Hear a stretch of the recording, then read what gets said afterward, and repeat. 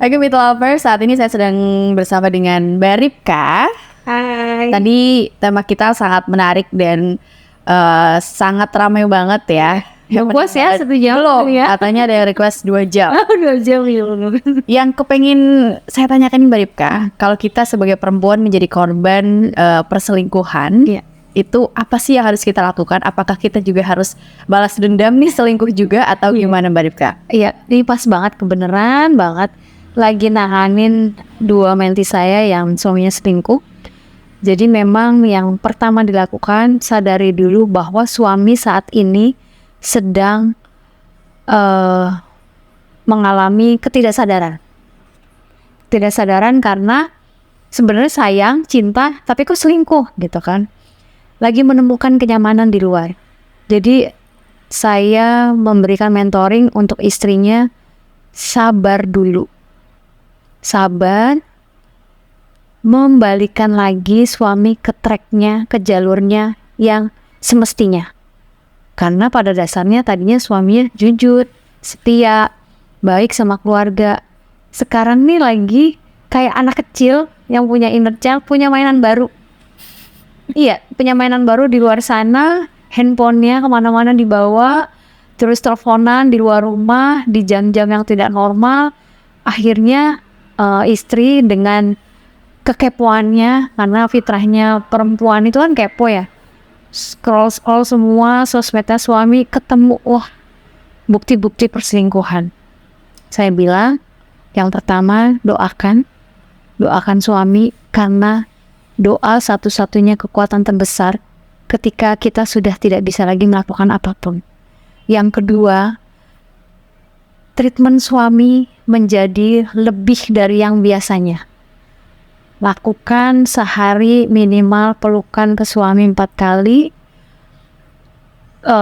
Ajak ngobrol suami semaksimal mungkin, meskipun suami ngerasa saat itu tidak menanggapi karena sibuk kerja, tetap kasih.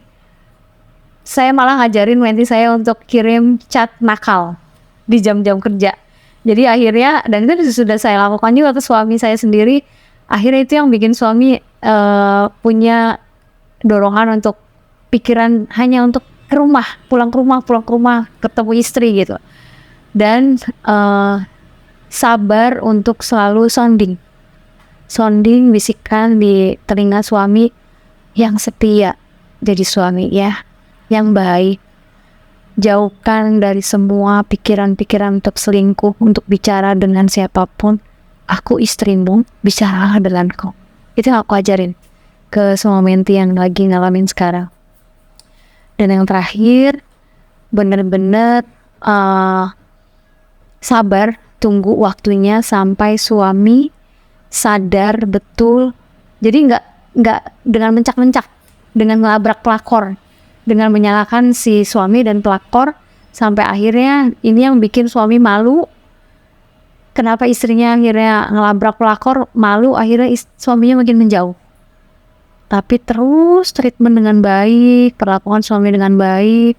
Alhamdulillah ada dari 2 ini suaminya hampir 2 bulan ini suaminya sudah pelan-pelan membaik, balik ke istrinya. Alhamdulillah. Dan satu menti bilang, aku bersyukur Mbak Ripka saat itu gak gegabah dengan melabrak pelakor, dengan blow up kasusnya ke mertua. Aku bilang sabar, tunggu, selesaikan berdua. Sebab kalau sudah masuk ke ranah orang tua, ke mertua, runyam yang ada bercerai. Kebanyakan itu yang terjadi.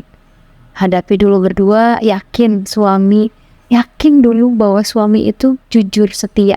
Kalau memang ternyata belakangan di kemudian hari terulang lagi, nah ini kalau sudah polanya terulang, butuh banget konseling pernikahan, datangnya psikiater supaya nanti diobati otak yang kecanduan selingkuh bisa di cut off nantinya.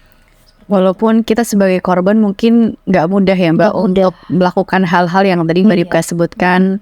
Salah satunya adalah mentreatment ulang. Iya, mentreatment ulang tuh nggak mudah. Kebanyakan kita perempuan kalau sudah tersakiti pengennya balas dendam. Iya, benar. Balas dendam, selingkuhin lagi.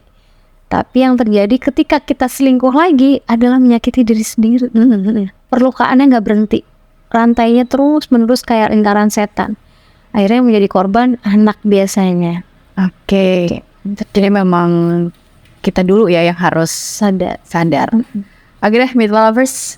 Itu dia tadi ya sedikit tips buat Anda mungkin yang menjadi korban perselingkuhan ya Mbak ya. Iya.